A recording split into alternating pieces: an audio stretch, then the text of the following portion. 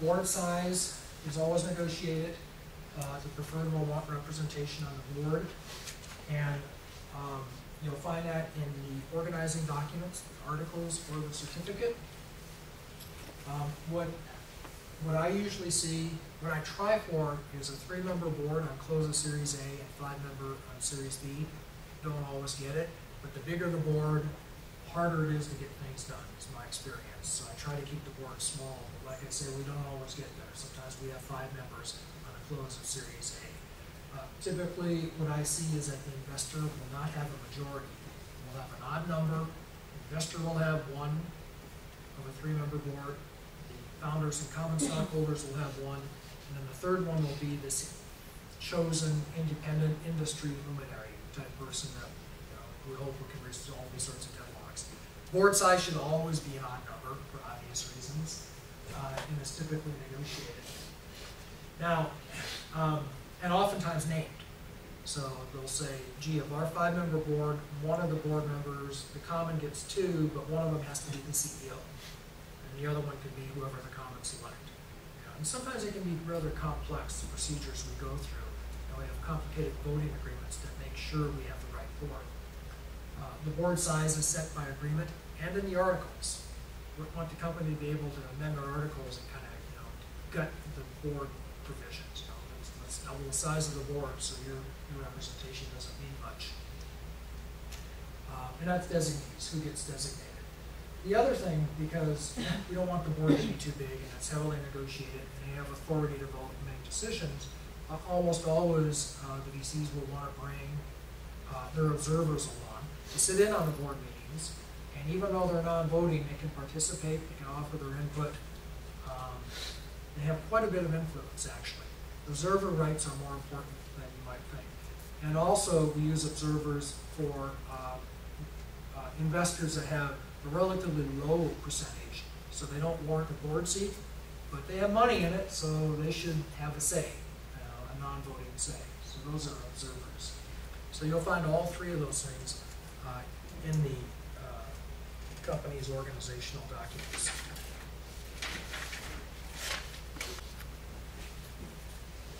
A co-sale right is a right that allows an investor to participate in any sale that a founder might make of their shares. The founder goes out and sells some shares, they gotta take the investor's shares along with them. It's the same as a tag along. Drag along is the flip side. If the investor finds someone wants to buy all their shares, the founders agree that they're going to sell their shares to that third party as well. That's a drag along. We can drag them along in our sale. Co-sale is we can participate in their sale. I don't think I've ever seen a drag along used because you can imagine how difficult it is to get an uncooperative seller, especially a founder who probably has to stick around and make the transition work. But those rights are often negotiated and included in documents. Strategic investors, I didn't mention strategics, just think about financial, but a strategic investor, and that means like somebody that's in the business that's invested in a company, not only for the return, but also to assure a source of supply or to position themselves for a later acquisition, will almost always ask for rights of refusal.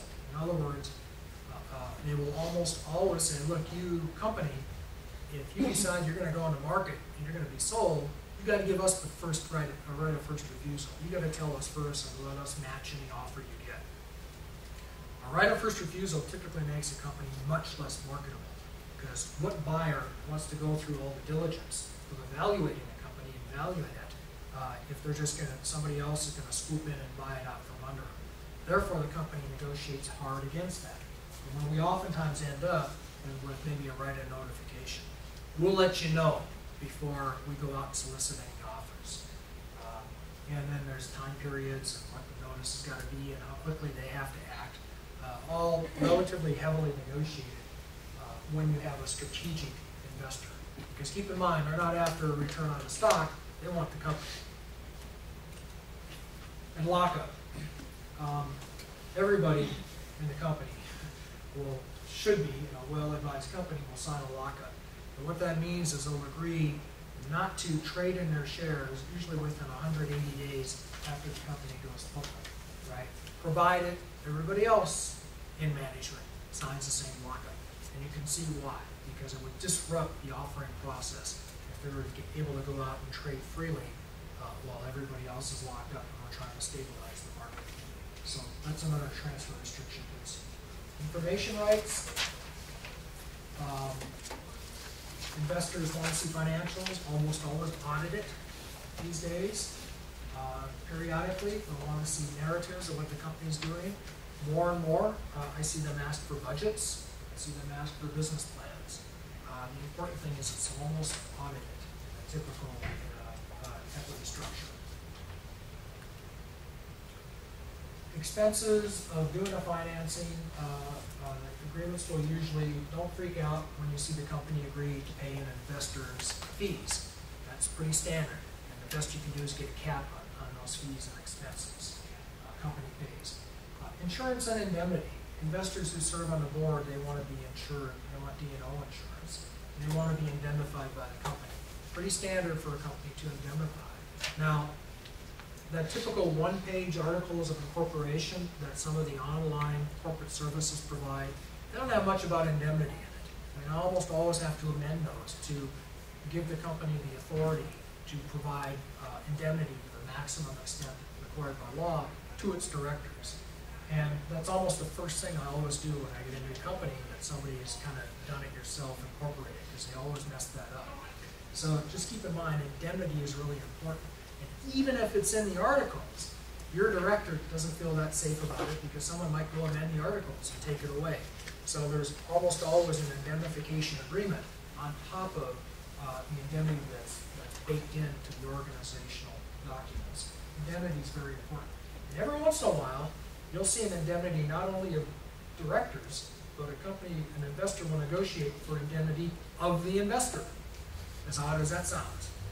And if you think about it, you can see what problems that sometimes creates. And it's just a matter of bargaining position and negotiation power. Because just imagine, everybody gets sued because of a minority unfairness claim, because of something the majority shareholder did. Well, then the company has to indemnify the majority shareholder. And they really basically probably caused all the problems. It really does prevent anybody from suing the company. And that's why people try to slip it in there.